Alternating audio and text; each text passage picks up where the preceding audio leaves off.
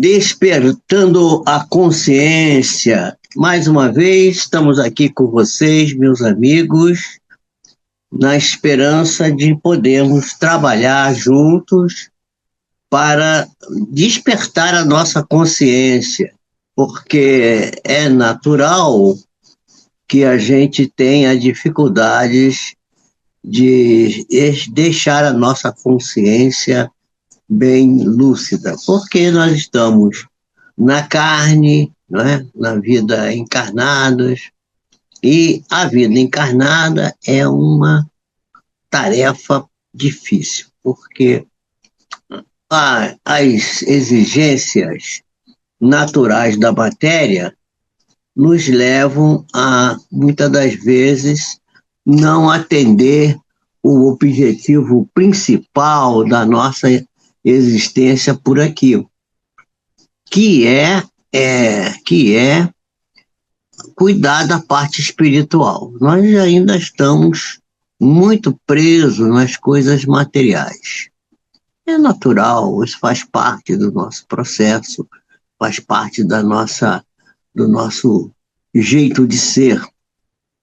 Mas, gradativamente, vamos indo daqui a trancos e barrancos, cai, levanta, levanta e cai, vamos atendendo o objetivo principal, que é cuidar da nossa alma, cuidar do espírito.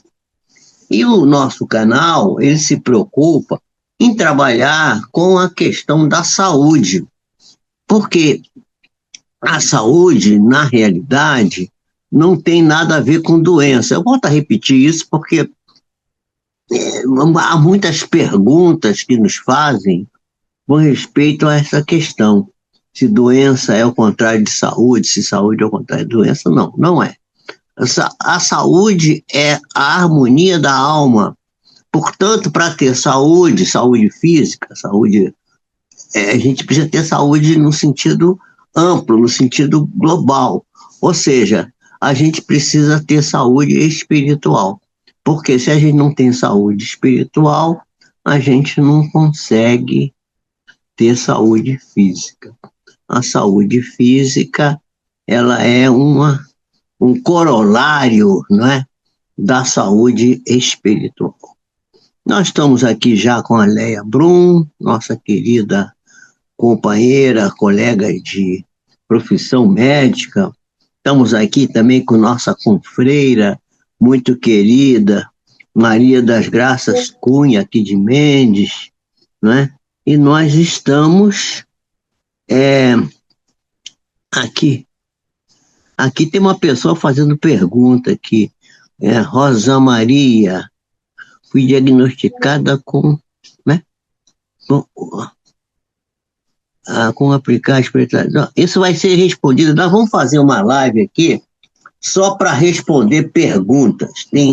Aliás, já tem uma série de perguntas aí que estão sendo guardadas nós temos um e-mail só para receber perguntas. Eu estou esperando juntar uma quantidade boa para a gente responder.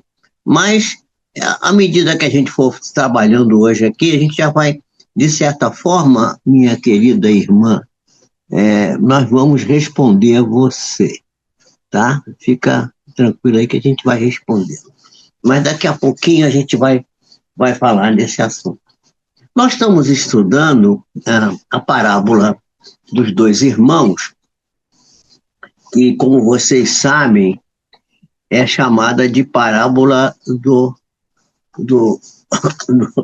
filho pródigo, né? Que não tem filho pródigo, o filho não é pródigo, na realidade, Jesus se aproveita da história que ele conta, porque a parábola é uma história, não é? Para lecionar a nós uma condição que é inerente à nossa posição de seres encarnados, de seres que estão em processo evolutivo, né? O nosso processo evolutivo é lento, é difícil, ele vai gradativamente sendo desenvolvido. E Jesus, já naquela época, mais de 2000 anos atrás, ele deu um caminho que só poderia ser entendido nos dias de hoje. E a gente está fazendo aqui uma leitura, não é? A gente está fazendo uma leitura aqui dessa parábola dos dois irmãos para entender a personalidade humana, porque o que Jesus estava pretendendo lecionar, pretendendo ensinar, era exatamente isso. Ele pretendia dar para nós a ideia de como que o ser humano se comporta. Aliás, já grandes estudiosos têm mostrado que a atitude do ser humano é sempre bilateral, quer dizer, tem dois lados, como tudo na vida, toda moeda, toda medalha tem dois lados, né? A frente, o verso, e o ser humano também, o ser humano tem sempre pelo menos dois, tem mais, mas tem pelo menos dois principais, que a gente começou aqui a tratar, aqui, que foi exatamente o ego, não é? E o self, quer dizer, a parte material, a parte da egóica, nós mostramos aqui a imagem da questão do primordial sentimento que temos que abrigar em nós, que é o amor, que é uma herança divina que nós herdamos do Pai Celestial. Quando lá na Bíblia está escrito assim, façamos o homem à nossa imagem e semelhança, não é fisicamente, não é... A segunda criação de Deus é lá no paraíso, lá no Éden, que ele vai esculpir do barro o Adão, né? Depois soprar na sua narina o sopro da vida, né? E aí Deus criou ali o homem, mas Deus já tinha criado o homem antes, lá no quinto dia da criação, né? Quando ele estava criando, ele tinha criado, ele falou isso, criamos, né? Na realidade não foi Deus, mas isso aí outro dia eu explico isso aí melhor. Foram os engenheiros siderais que estavam produzindo esse universo que a gente conhece aqui, porque os universos são múltiplos, nós temos muitos universos, e esse universo não existe por primeira vez, ele já existiu outras vezes, se expandiu, cresceu, depois se encolheu, sumiu, voltou de novo. Então é como se fosse um pêndulo, né? Vai, vem, sempre passando pelo mesmo ponto. Isso é a ciência da sabedoria da vida. A gente vai, aos poucos, decodificando essa ideia que está embutida na ciência, na religião, na filosofia, em todos os campos do conhecimento. E a gente vai vendo que isso é uma constante, esse processo em pêndulo, né? Então, a gente tem a saúde e a doença, que a gente acha que são dois lados, que não são, já expliquei aqui, né? A doença é criada pelo homem, a saúde é a situação inerente, vamos dizer assim, básica da nossa própria formação. O nosso organismo é muito perfeito, tende sempre para o equilíbrio e para a saúde. O nosso corpo espiritual também, ele é um elemento de alta capacidade de regeneração, né?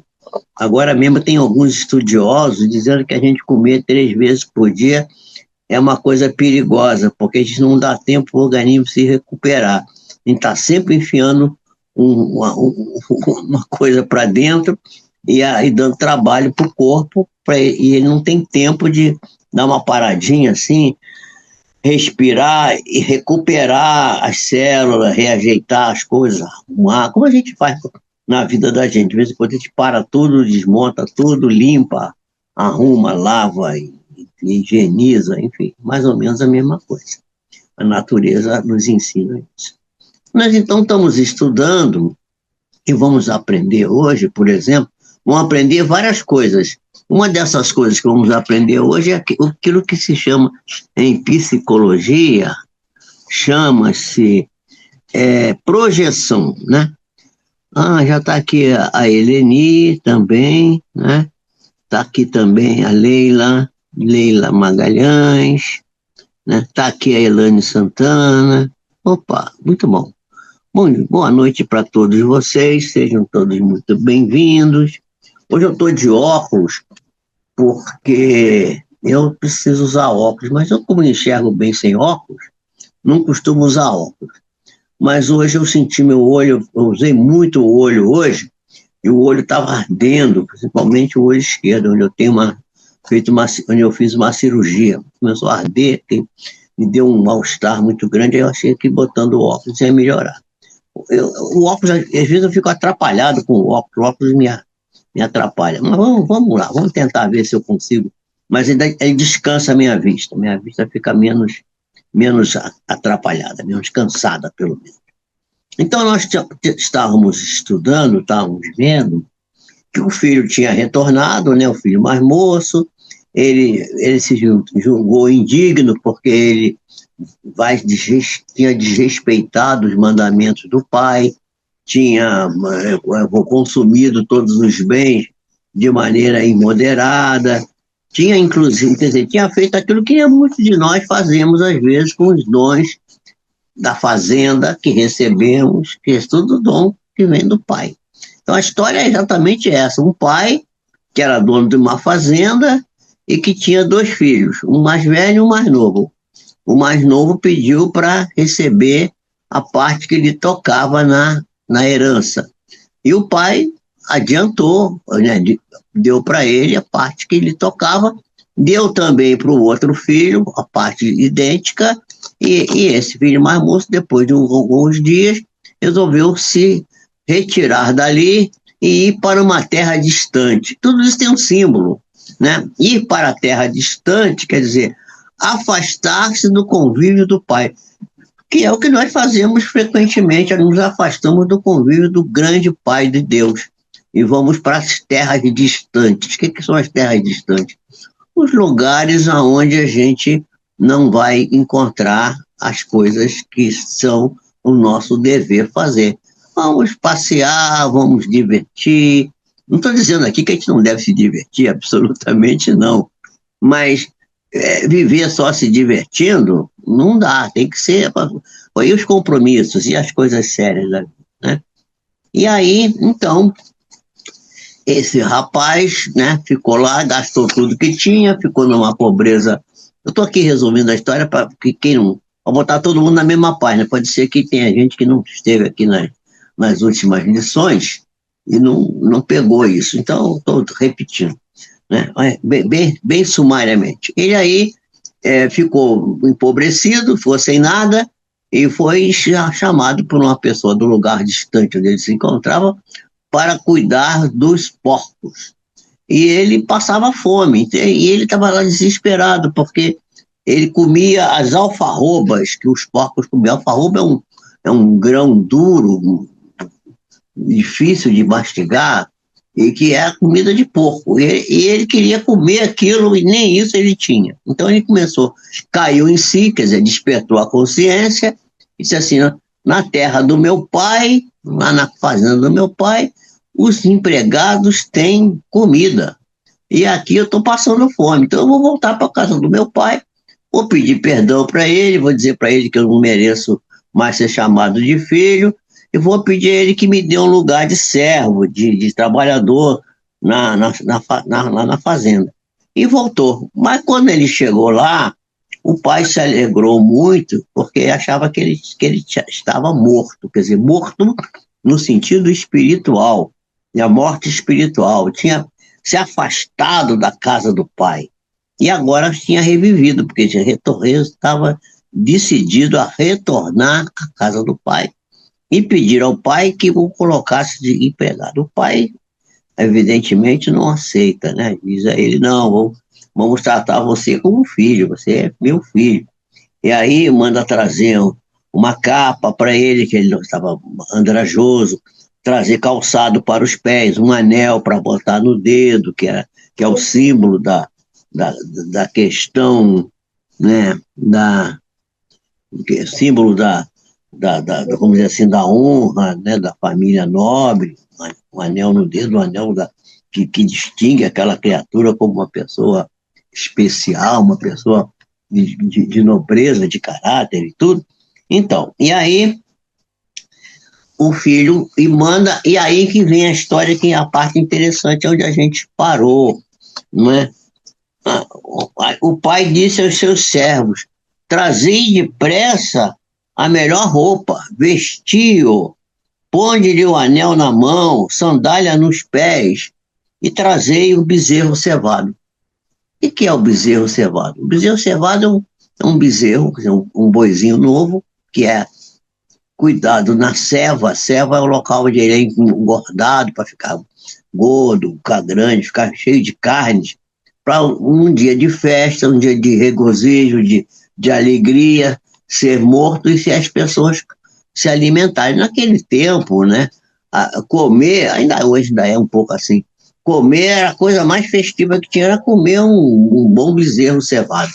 Então, o bezerro cevado é um símbolo do animal que era tratado com todo carinho para ser morto, para poder alimentar as pessoas na festividade de celebração de alguma data muito importante. Que ali, para aquele pai, a data importante era o retorno do filho são e salvo, né? Então, o pai diz assim: matai-o, quer dizer, matai quem? O bezerro cevado, né? E comamos e alegremos-nos, porque este meu filho estava morto e reviveu, tinha se perdido e foi achado. E começaram a se alegrar. Como é que se alegra? Canta, dança, não é? Faz barulho, toca música. E quer dizer, o pai recebe o filho, né? Como um filho muito amado. E Jesus, quando conta isso na parábola, ele lembra da condição que temos de filhos de Deus, que somos em qualquer circunstância, não importa. Mesmo quando nós praticamos indignidades, nunca vamos perder a paternidade divina. Podemos nos afastar para a terra distante, ficarmos longe, mas ele, o Pai, nunca, nunca se afasta de nós e ficará sempre, eternamente, aguardando pelo nosso retorno. Isso é uma coisa muito linda, maravilhosa, que Jesus quer transmitir para nós, para nos dar sustentação, seja lá que momento for, em que situação for. Isso é muito, muito, muito, muito maravilhoso, uma coisa extremamente interessante, né? Então, a gente fazendo uma observação profunda, né? Uma observação profunda da gênese da doença, a gente observando como que as doenças aparecem no espírito, porque o espírito é imortal, o espírito não morre. E vamos encontrar nesse movimento de afastamento da casa do Pai a causa das doenças, né?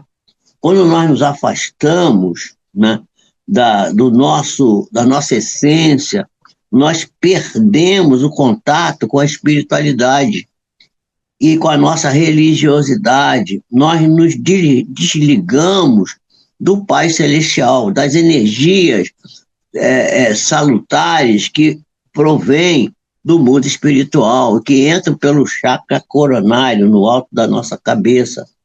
Então, Deus não se desliga de nós, né? Como Jesus reporta nessa parte da parábola.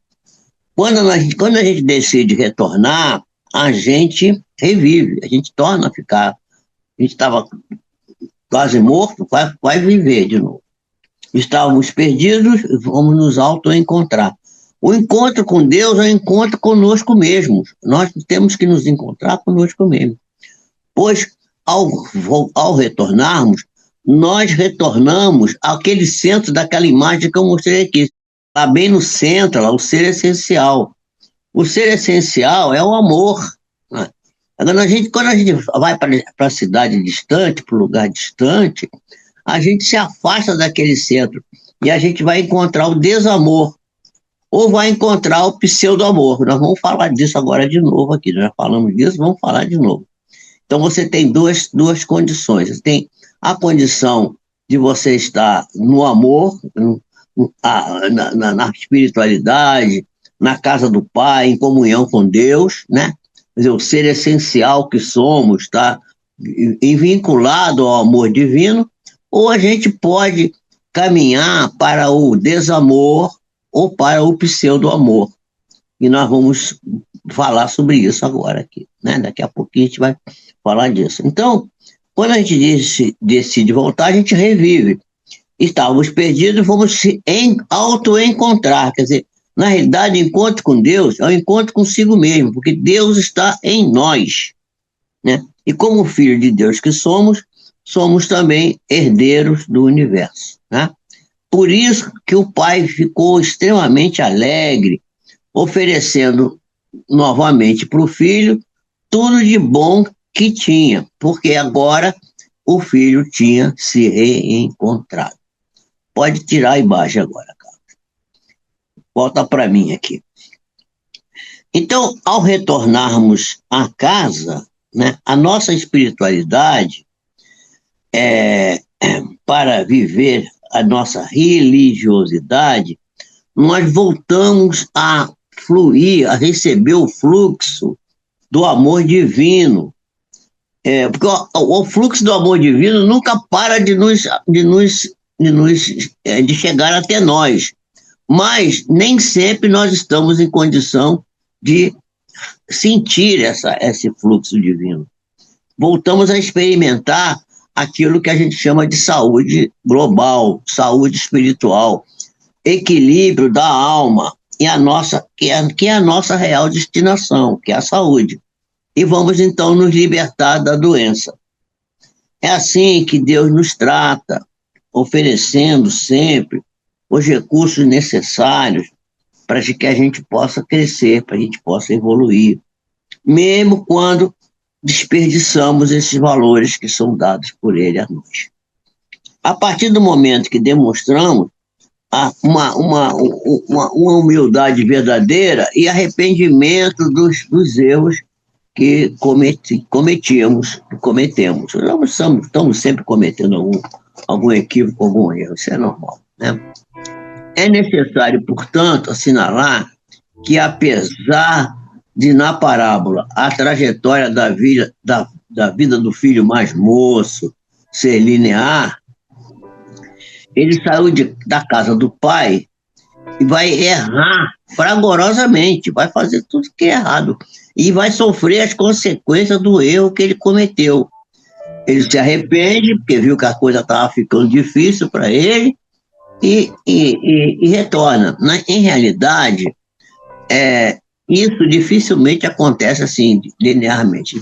A gente geralmente passa por várias experiências para poder abrir o olho para isso. Bom, e aí a gente vai ver que muitas vezes passamos por encarnações, várias encarnações, né? Errando, até que a ficha cai, a consciência desperta e a gente cai em si e volta para o caminho certo, né? É preciso que a gente se arrependa verdadeiramente e passe, então, a utilizar as existências que Deus nos oferece para retornar à casa do Pai e exercitar esse amor, o amor divino, o amor que é realmente a essência da vida nossa, é o amor. Uma coisa é certa, né? O filho mais moço, tal, chamado de filho pródigo, cedo ou tarde vai retornar para a casa do pai, né? Volta a vivenciar a sua própria espiritualidade, e isso é uma nós tínhamos parado aqui, então agora vamos daqui para frente. Lembrar, na parábola vai dizer assim logo a seguir: e o seu filho mais velho, quer dizer, o outro filho, a história é a história dos dois irmãos, dois filhos, né?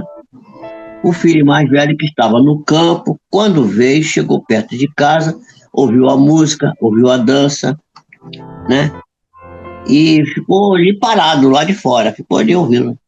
essa parte da parábola quase sempre é ignorada, as pessoas não dão atenção, não dão atenção.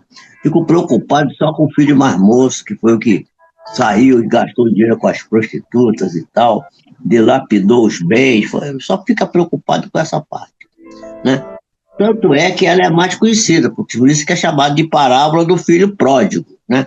E não como Jesus propôs na sua época, que era a parábola dos dois filhos, ou parábola dos dois irmãos.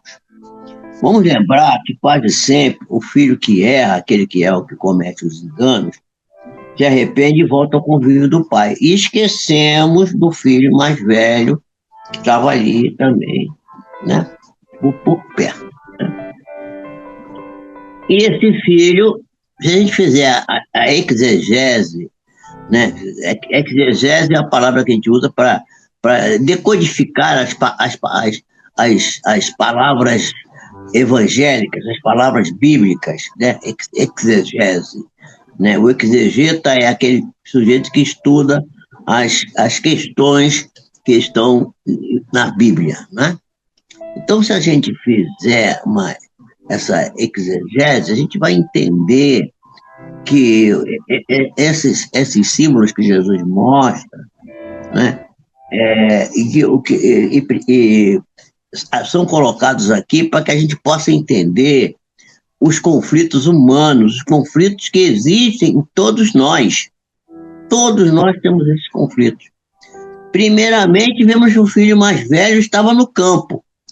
E quando ele veio, ele não, a parábola diz assim, não diz que ele entrou em casa, ele chegou e ficou por fora de casa, perto, ficou ali por perto. É aquela história, muitos de nós temos esse comportamento também. Não entramos na casa do pai, ficamos meio ali por fora, vendo, assuntando, vamos ver, será que eu vou entrar, não vou entrar?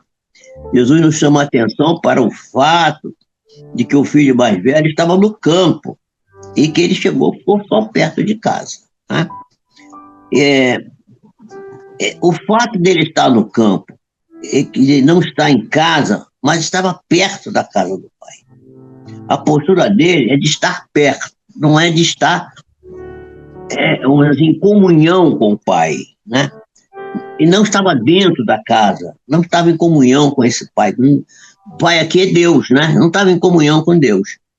Ele se movimenta naquela condição da imagem que a gente acabou de ver aqui, do pseudo-amor, que não é amor. Não é amor, é uma máscara do ego, uma máscara, é um amor mascarado. Pseudo-amor está perto do amor, mas não está no amor. Não é o amor, pois oculta sempre o desamor. É um desamor escondido, disfarçado. Né? Então chamou um dos servos, esse filho mais velho, chegou e perguntou o que era aquilo, o que é isso aí, essa festa, esse barulho, E aí ele continua na mesma postura, por perto, sem querer entrar na casa. Depois vocês vão ver aqui que o pai ficou instando ele, chamando ele, entra, meu filho, vem. Ele não, peraí, eu quero saber, quero ver, né? Ele reluta em entrar na casa do pai, ele reluta em entrar em comunhão com o pai. E ele disse assim, meu filho, veio teu irmão. Não, o servo, né, falou, pois é, veio teu irmão, e teu pai mandou matar o bezerro cevado, porque recebeu o seu irmão são e salvo. O servo dá importância à notícia do retorno do irmão são e salvo, quer dizer, com vida, né? Cheio de vontade de melhorar, de progredir. Mas aí, o filho mais velho, quando ouviu isso, ficou indignado e não queria entrar. E saindo, o pai foi lá para fora e estava pedindo a ele, meu filho, entra. Fica explícito aqui o desagrado desse filho mais velho com aquilo que estava acontecendo ali, né? Ele se revolta com o que está ocorrendo e torna explícito o seu distanciamento da casa do pai, né? Apesar de estar ali por perto. Ele não quer entrar na casa do pai, né? Não quer entrar. Ele não quer entrar em comunhão, porque A atitude de compaixão do pai para com o seu irmão mais moço, que segundo ele era o pecador, estava desagradando a ele, ele não gostou daquilo. E ele não queria se alegrar com o retorno do irmão. O que Deus faz conosco, é o que Deus faz conosco, sempre nos convidando, de todas as formas, a entrarmos em comunhão com Ele, né? E nós relutamos. Mas esse filho mais velho, respondendo, está escrito lá na parábola, disse assim: pois é, pai, eis que eu te sirvo há tantos anos, sem nunca transgredir o teu mandamento.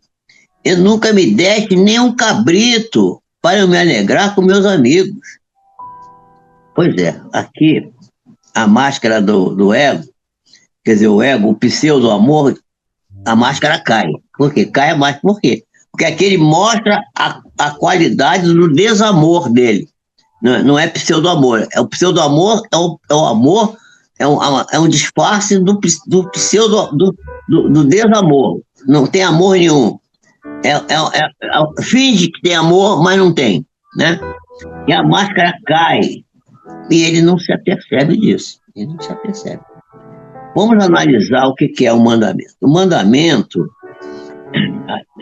Jesus quer dar a ideia do mandamento, quer dizer respeito ao exercício do conjunto das leis que Deus criou para reger a nossa vida, para reger a condução do universo e a vida de todas as criaturas. Deus criou leis, e essas leis, que são as leis de Deus, elas estão escritas todas em nós, na nossa consciência, né? Vemos que esse conceito de mandamento é uma forma magistral nesse diálogo do Cristo que o Cristo vai mostrar nessa história, né? Por exemplo, quando Jesus conversa com o doutor da lei, que está anotado em Mateus capítulo 22, versículo 35 a 40, nós vamos ver que o doutor da lei, né, interrogou Jesus para o experimentar, provocando Jesus, dizendo: mestre, qual o grande mandamento da lei? E Jesus disse: amarás o Senhor teu Deus de todo o teu coração, de toda a tua alma e de todo o teu entendimento, de todo o teu pensamento. Esse é o primeiro e o grande mandamento, disse Jesus, tá? E o segundo, continuou Jesus, é semelhante a este: amarás o teu próximo como a ti mesmo. Desses dois mandamentos depende toda a lei e os profetas. Quer dizer, toda a lei e os profetas estão sintetizados nesses dois mandamentos. Nesse diálogo, Jesus está abordando a questão do amor, da lei do amor, expressão da lei divina, né? Que dá origem a todas as outras leis. O amor é que dá origem a tudo. Ao lermos a palavra mandamento, imediatamente associamos o mandamento a uma ordem imperativa, a uma obrigação que temos, uma imposição, a um mando, algo que se deve fazer com obrigatoriedade, né? Sob pena de, caso não seja realizado, haver sanções às pessoas que infringem este mandamento, né? Resta-nos refletir sobre a seguinte pergunta: como pode o amor ser uma imposição? Como o amor pode ser uma coisa imposta? O amor não pode ser imposto, gente, né? Ao realizar um estudo psicológico do Evangelho, nós somos obrigados a perceber que, para Jesus, mandamento significa apenas uma regra de conduta a ser exercitada nas nossas vidas, por todos nós, ao longo da nossa vida, né? Ao longo do processo evolutivo, do nosso processo de crescimento, em que a gente vai ter todo o tempo necessário para realizar essa tarefa. A gente vai ter todo esse tempo, ninguém precisa ficar preocupado que vai faltar tempo, não vai faltar tempo. E ninguém evolui se forçando, é obrigado a fazer, não existe isso, gente. É tudo natural, a natureza é tranquila, é suave, né? mas tudo tem que acontecer de forma a se desenvolver naturalmente, de forma gradativa, de forma suave. Jesus mesmo vai falar lá em Mateus, capítulo 11, versículo 28 a 30, né? Meu jugo é suave, né? O jugo é leve, meu jugo é suave, né? Tudo é leve, tá? Os mandamentos são leves, não tem obrigatoriedade. Tudo é de acordo com a nossa necessidade, né? Por isso, o Evangelho nos convida o tempo inteiro ao exercício consciente do amor. E não amar por obrigação. Amar por obrigação não é amor, né? Pois isso cria apenas hipocrisia, né? Atitude nociva à própria criatura. Jesus, como nos diz a mentora Joana de Ângeles, é o psicoterapeuta excelente, o grande médico das almas, sabedor que é, né, que somos seres ignorantes, seres primitivos, seres que estão simples ainda, que precisam evoluir, crescer, aprender, e que ninguém vai se transformar por decreto, né? Jamais Jesus poderia ensinar a prática do amor de forma obrigatória. Vocês são obrigados. Não existe isso. Por isso que as igrejas que ficam obrigando o fiel tem que ser assim, tem que ter a lei tal, fazer tal, não pode ser tal. Estão completamente equivocadas. As pessoas têm que fazer isso de bom coração, com boa vontade, porque está disposta a fazer, né? Ao contrário, o convite de Jesus é repleto de doçura, de suavidade, e nunca há algo a ser feito por coação, por coerção, por imposição, não existe isso. E por isso que o conjunto de mandamentos divinos não é algo que sigamos a partir de uma regra que esteja fora de nós, né? A regra tem que estar dentro de nós. Nós só vamos viver o Evangelho de fato quando a gente não precisar ler o livro mais, quando o Evangelho estiver nos nossos atos, nos nossos corações, nas nossas palavras, nos nossos pensamentos, nas nossas atitudes. Aí nós estaremos, de fato, sendo verdadeiros cristãos. Vai demorar, não é assim fácil não. Jesus não diz respeito, ele não, que o Pai, sim, ele não fala que você tem que respeitar o Pai, não. Ele diz assim, cada um de nós tem que vivenciar o desejo de querer bem ao Pai do seu próprio mote, do seu próprio interesse, da sua própria ação. Essa ressalva é importante para que entendamos que o comportamento mascarado do filho mais velho, apontado por Jesus, né? Ele se coloca, né, esse filho mais velho, como um servo do pai e não como filho. Por quê? Porque os interesses do filho são os mesmos do pai. E o do servo, não. O do servo é só receber o salário, receber o afago do chefe, né? Só isso. E por isso que ele faz as coisas por obrigação. Por isso que diz assim, eu nunca transgredi o teu mandamento. Ué, como um servo. O servo é que faz isso. E não foi por escolha, ele não escolheu isso, né? Como um filho que seja consoante, como diz Jesus em João. Ora, o servo é aquele que não fica para sempre na casa. Entra, mas tem que sair, não pode ficar. E o filho? O filho é aquele que pode entrar e sair a hora que quiser, né? Isso também está escrito. Ao você colocar como servo esse filho mais velho, ele fica aguardando a remuneração. O que é a remuneração? O interesse dele são diversos dos interesses do pai. Quer servir a dois senhores, a Deus e quer servir a si próprio, né? Fato que é impossível, porque o próprio Jesus disse lá em Mateus, no capítulo 6, versículo 24, que ninguém pode servir a dois senhores, porque vai odiar um e vai amar o outro. Vai odiar um e vai amar o outro. A gente não pode servir a Deus e ao mundo, ao Deus e as coisas do mundo. Deus é mamon, não pode. Daí o fato de ele, por se considerar um servo, não filho, né, não querer entrar na casa do pai, ficou do lado de fora, ficou perto, ficou por ali, rodando, pois não se sentia confortável naquela situação, por ter os interesses que ele tinha contrariados. Os filhos não têm interesses contrariados pelo pai, porque os verdadeiros filhos têm os mesmos interesses do verdadeiro pai, né? Os interesses comuns com o pai, e por isso ficam para sempre em comunhão com o pai dentro da casa, né? Aqui ficou bem claro, né, que a vontade dele era outra, diferente completamente, quando ele explicita a inveja, né, que sente do irmão. Ele é um servo que teme o seu senhor, está ali por obrigação, fazendo tudo de conformidade com os mandamentos, como ele próprio disse, né, vivendo uma farsa, pois, no fundo, ele queria ter partido para a terra distante e ter praticado tudo que o irmão praticou lá. Deixa eu ver o que o pessoal está falando aqui. A Marieta Simões está por aí também.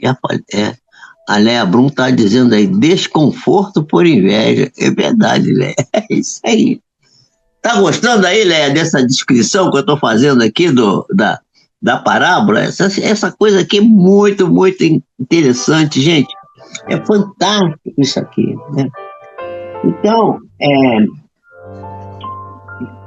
ele tinha um imenso respeito do irmão, ele queria também estar lá na farra, queria ir para a farra, só que ele não. Então, geralmente a pessoa que condena o outro que vive na farra, está doido para fazer farra também. Geralmente é assim. A pessoa, porque normalmente a pessoa que está tranquila no que está, ela não se preocupa se o outro está na farra ou não está na farra. O problema é dele. O problema é pessoal de cada um, gente. O problema não é. Ninguém tem que estar preocupado com o outro. Deixa o outro fazer o que ele achar. O livre-arbítrio foi concedido ao ser humano para isso, né? Jesus também chama atenção nesse versículo aí, né, que a gente acabou de falar, para a mentira, porque ele mentiu. Quando ele diz, né, o filho mais velho diz que o pai nunca dera nem um cabrito para ele se regozijar com os amigos dele, né? Ora, no início da história, quando o pai pegou a fazenda à parte e distribuiu a herança, o pai dividiu a fazenda com os dois, em partes iguais. Então, os dois já haviam recebido, cada um, a parte que lhe cabia. Na realidade, ele está mentindo, porque quer mais e não acha que o que ganhou seja suficiente. A gente nunca acha que o que ganhou é suficiente, a gente sempre acha que quer mais, quer mais, quer mais. As pessoas não tem medida, né? As pessoas não têm dimensionamento das coisas, né? Por exemplo, a questão do dinheiro. O dinheiro é como se fosse um rio. Você começa a querer beber a água toda do rio, você vai se afogar. Você vai lá no rio, né? Pega a pouca d'água que você precisa, bebe. De seguida você volta a pegar mais um pouco, vai devagarinho, vai amealhando, guarda um pouco em casa e tal. Tudo bem, para no dia seguinte não ter que ir de novo. Então. Mas querer beber a água do rio toda, mas você vê pessoas que são insaciáveis, né? Então, o filho mais moço, chamado de pródigo, ele percebe que está em carência e que ele mesmo causou essa carência. Já o seu irmão mais velho acha que a causa da sua carência não é ele. O mais moço entendeu que ele causou seu próprio problema. E o mais velho acha que o problema dele é o irmão que chegou agora, que está ali atrapalhando, e o próprio pai, que não está entendendo, criticando o pai, porque o pai está perdoando o filho que voltou, né? Bom, então ele acha que o problema dele é o pai e o irmão, né? É uma postura típica da criatura mascarada, do ego mascarado, do amor mascarado, da máscara do ego, que é o pseudo-amor, né? Um amor falso, né? Que é uma característica do desamor mascarado, né? Então vai atribuir os seus problemas aos outros, e não a ele mesmo, né? Aí ele vai dizer para o pai assim, pois é, vindo esse teu filho, ele não fala nem teu irmão, ele não fala, não veio vindo meu irmão, não. Vindo esse teu filho aí, que desperdiçou a tua fazenda com as meretrizes, matastes para ele o bezerro cevado, quer dizer, porque o bezerro cevado é um símbolo da alegria, o bichinho que estava sendo guardado para matar o dia que tivesse uma grande alegria na fazenda. E ele não quer entender isso. Aqui está mais explícito ainda o ciúme, né? A inveja e o despeito. A cobiça, que são exercidos por esse filho mais velho, sem que ele se dê conta disso, pois continua numa postura de pseudo-superioridade. Ele aí é pecador, ele está fazendo tudo errado, eu que sou um bonzinho, que segui tudo direitinho. Muita gente faz isso. Pois ele fala que desperdiçou sua fazenda, revelando a ganância que está por trás do seu aparente zelo. Não tinha zelo nenhum. Ora, se a fazenda era do pai, o que tinha ele a ver com a história de que o irmão estava dilapidando a fazenda que não era dele, né? Vimos que no início ele também havia recebido a sua parte. Na realidade, trata-se de pura cobiça, pois o pai recebera seu irmão de braços abertos novamente e estava lhe oferecendo outros bens. E na sua ganância, esse filho mais velho, né, ele não podia suportar aquilo era muito pesado para ele. No fundo, ele queria que o irmão fosse abandonado pelo pai, fosse banido da fazenda, para poder depois herdar tudo sozinho, né? Para com os bens do pai. Ele queria, tomara que esse meu irmão suma aí, desapareça, que aí quando meu pai morrer, né? Tem aquela história do judeu, do rapaz rico, né? Que procurou Jesus e que disse que queria seguir Jesus. Aí Jesus disse assim, vem, segue-me, vende tudo que tens, dá aos pobres, vem, segue. Aí ele disse assim, Senhor, deixa eu primeiro enterrar meu pai. Aí ficou uma interpretação de que o pai estava morto, deitado em cima de uma mesa, que ele precisava botar o pai no caixão e enterrar no cemitério. Não é nada disso. Deixa que eu enterre meu pai, deixa meu pai morrer, para eu herdar mais dinheiro, ficar mais rico, aí eu venho te seguir. Quer dizer, aquilo que as pessoas fazem muito assim, quando eu ganhar na loteria, eu vou ajudar o lar das crianças pobres, quando eu ganhar, quando eu ficar rico, eu vou... Gente, a gente não tem que esperar ficar nada disso, a gente vai ajudando com o que a gente tem agora, não tem nada que esperar, nada. Né? Então, essa aqui é a história. Então, o poder herdar os bens do pai, simbolizando as pessoas que se alegram em acreditar que irão para o céu, um céu de beatitude, vão ficar lá no céu tocando harpa, beatitude eterna, né? Porque cumpre as obrigações da religião, as obrigações puritanas da religião. Não pode fazer isso, não pode fazer aquilo, isso é proibido, não sei o que e tal, né? Enquanto que os pecadores, na cabeça deles lá, né, irão para o inferno, banidos do convívio com Deus para sempre. Porque o inferno para essa turma, o inferno é uma coisa eterna, entrou lá, não sai mais, né? Então essa que é a ideia, Jesus está mostrando isso aqui. Logo após ele fala que o pai ofereceu o bezerro cevado especial, ficando explícito o seu ciúme. Ele queria que o bezerro cevado fosse morto para ele celebrar com os amigos dele, não para o irmão que voltou.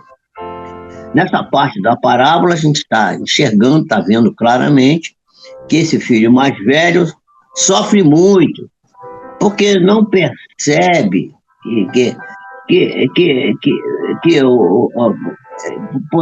não se percebe sendo tratado com privilégios e deferências pelo pai. por ter servido durante todos. Ele achava que porque ele serviu o pai durante todos aqueles anos, ele tinha que receber homenagem, tinha que receber. Ele estava só enganando ali, esperando o pai morrer para resgatar o que ele achava que tinha direito, né? Então, ele queria ser tratado de maneira especial e fica muito revoltado que o pai tem aquelas considerações todas com aquele filho mais moço, que ele considerava um perdulário pecador e que não merecia, segundo o conceito deles, ser tratado com aquela deferência toda, né? Pois é. Mas o pior é que ele não percebe que a causa do sofrimento pelo qual ele está passando está nele mesmo, né?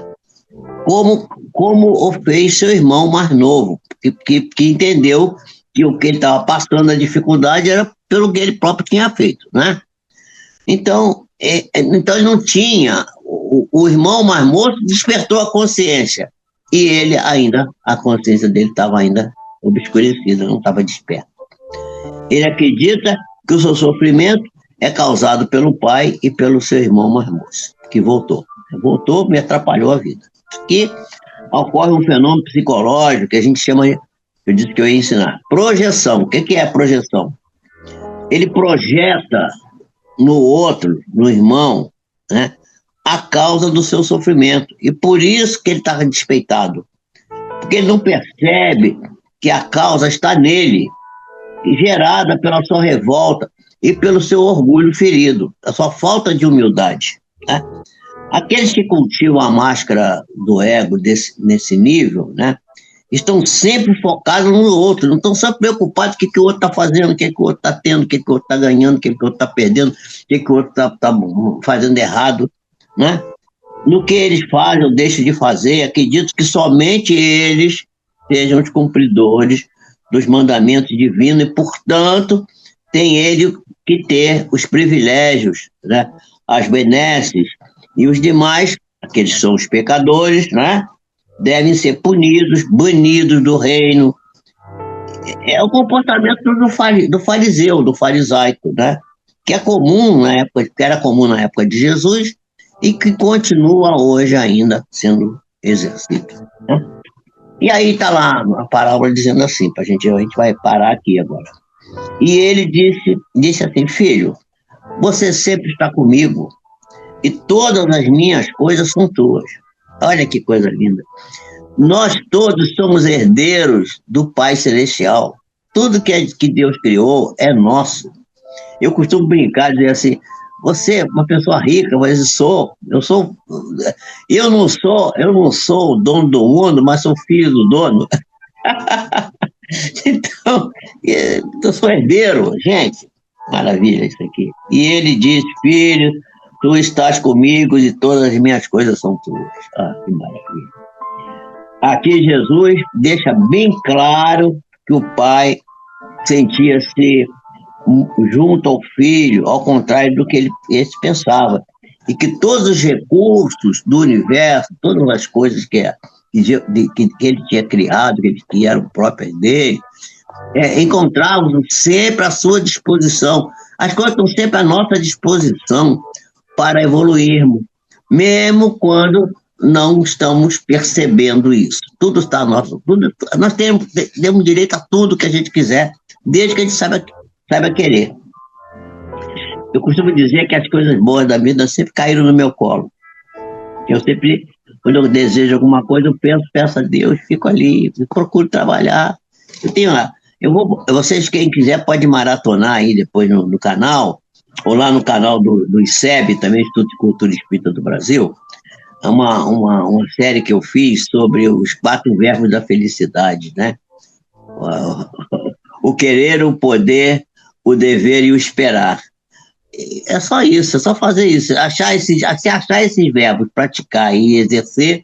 Depois, um dia eu faço aqui uma revisão disso aí para vocês, vocês vão ver que coisa fantástica é isso, né? A Ana Paula está aí também. Olá, Ana Paula, seja bem-vinda. Marieta, já falei com você, né, Marieta? Já falei com a Léa, com a Marieta.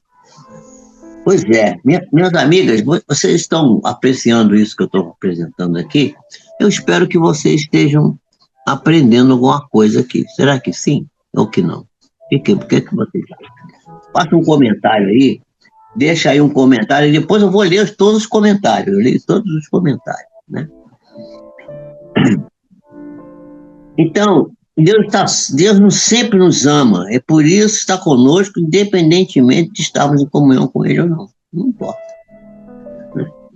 Mas pelo fato do filho estar perto da casa e não querer entrar, isso é, não querer entrar na comunhão por vontade própria, acreditando se está certo e o pai está errado, né? O seu processo de despertamento da consciência, né? Despertar da consciência acontecerá muito mais tarde. Vai demorar ainda mais do que do seu irmão mais novo, pois ele deve se perceber primeiro, sem máscara, né? Analisar, olhar para dentro de si. Processo esse muito doloroso para quem tem um ego muito ascendrado. O ego não deixa a pessoa ver isso, porque fere o orgulho. E o orgulho é uma coisa terrível. O orgulho é o contrário da humildade, né? Quando a máscara cair totalmente, a queda da máscara cair completamente, ele vai acabar reconhecendo que existiam nele todos os defeitos ocultos pela máscara. A máscara esconde. E que o desamor está em si mesmo, ainda muito vivo. Oculto pelo pseudo-amor e ainda mais intenso, né? É pelo fato de que ele oculta até de si próprio, né? E dos outros durante muito tempo. Esconde o desamor. Não tem amor nenhum. Finge que tem amor, né? É uma hipocrisia. Depois disso, ele vai ter que tomar consciência de que ele mesmo é a causa de toda sua problemática. Aí vai se arrepender, para depois poder reparar. Porque não basta a pessoa se arrepender, pedir perdão, tem que ir lá, voltar atrás e consertar os buracos que deixou, né? Os equívocos que praticou. Por isso, o processo se torna ainda mais demorado em relação ao seu irmão mais moço, pois o exercício do desamor traz consequências que são muito ruins, são imediatas e geram sofrimento e o desejo de se libertar dele, enquanto a prática do pseudo-amor, porque se parece com amor, finge que é amor, ainda por muito tempo aplaudido pelos que cultivam aquilo que parece, né? Boa noite, Ana Paula, dando boa noite. Vera Lúcia, oi Vera Lúcia está aí também. Vera Lúcia, boa noite, Vera Lúcia. Então, essas pessoas que cultivam o parecer, né, em detrimento do ser, elas demoram mais tempo para perceber o equívoco que cometeram. A mensagem de Jesus tenta passar para nós, tenta não, consegue passar para nós, nessa parte da parábola, aquilo que diz respeito de como são nocivas as máscaras que nós aferramos na nossa face, pois nos fazem distanciar mais intensamente da nossa essência e, consequentemente, de Deus. A pessoa que usa máscaras se acha cumpridora das obrigações. Tem gente que fala, eu faço tudo certinho, eu sou muito caridosa, eu sou cumpridora dos meus deveres. Coisa pesada essa. Isso é coisa pesada. E acredita-se melhor do que é. Mas, na realidade, somente cultiva uma aparente bondade, pois as máscaras, elas provêm do pseudo-amor, elas vêm do parecer que ama, parecer amor, mas não são amor. Portanto, as pessoas que usam máscara estão ali perto da casa, rondando em torno, querendo e tal, mas não conseguem adentrar a casa do Pai. A casa do Pai está em nós, dentro de nós mesmos. Em razão das máscaras serem um grande empecilho para a evolução humana, é que muitas vezes Jesus se referiu a elas no Evangelho, colocando-as com todas as letras de uma forma muito clara, bastante enérgica, por serem extremamente nocivas à criatura. O ser humano pode utilizar vários mecanismos de mascaramento do ego. E nós vamos, na próxima live, sexta-feira, começar a discutir algumas delas. Vou dar um spoilerzinho aqui. Nós vamos ver o puritanismo, nós vamos ver a compensação, nós vamos ver o fanatismo, nós vamos ver a martirização. Tudo isso são máscaras do ego. Tá? A vitimização, o perfeccionismo, a euforia, todas essas coisas são máscaras do ego e que nós vamos precisar estudar. Aí tem mais racionalização, projeção, etc. Tem um monte. Nós vamos estudar cada uma dessas maneiras de manifestar o nosso pseudo-amor, as nossas máscaras do ego, porque isso é muito comum entre nós, todos nós temos isso. Jesus, quando faz essa descrição na parábola, ele está mostrando para nós que nós temos que prestar atenção nessas coisas, né?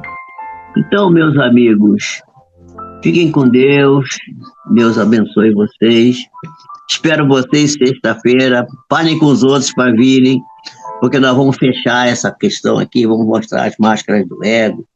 Isso é muito interessante, porque isso ajuda a gente a se avaliar, a procurar encontrar humildade, né?